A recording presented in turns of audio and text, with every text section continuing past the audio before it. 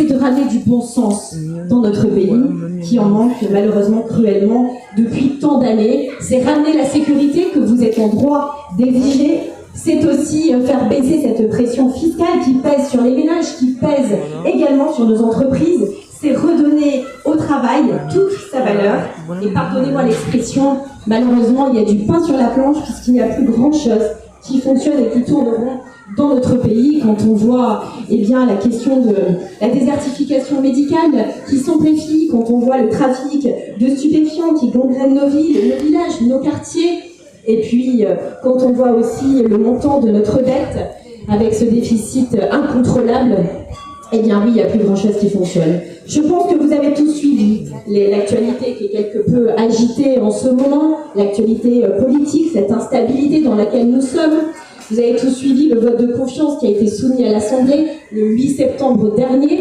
Nous avons refusé, avec notre groupe UDR, avec Éric Ciotti, de voter la confiance à ce gouvernement, à notre ancien Premier ministre François Bayrou, parce que nous n'acceptons pas ses propos. Non, nous n'avons pas voulu cautionner ses propos lorsqu'il a dit effectivement que c'était les boomers, ce nouveau mot employé pour qualifier les retraités, en disant que c'était les retraités qui étaient responsables de l'état financier de notre pays.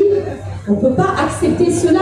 On n'a pas pu non plus accepter lorsqu'il a dit que c'était finalement les Françaises et les Français dans leur ensemble qui étaient responsables de l'état financier de notre pays. On n'a pas accepté non plus qu'on puisse tolérer la suppression de 2 jours fériés, le lundi de Pâques et également le 8 mai, c'est-à-dire bafouer la mémoire de celles et ceux qui se sont battus pour notre pays, qui se sont battus pour notre drapeau. Oui, on n'a pas accepté cela. Des économies sont possibles. L'état de notre pays est catastrophique, mais pas de cette façon. Et on ne doit pas effacer ce que nous sommes sur l'autel de l'incompétence. Alors, nous n'avons pas voté, évidemment, cette confiance. D'ailleurs, c'était une stratégie de la part de Emmanuel Macron un petit peu particulière. C'était, on peut qualifier, un suicide politique.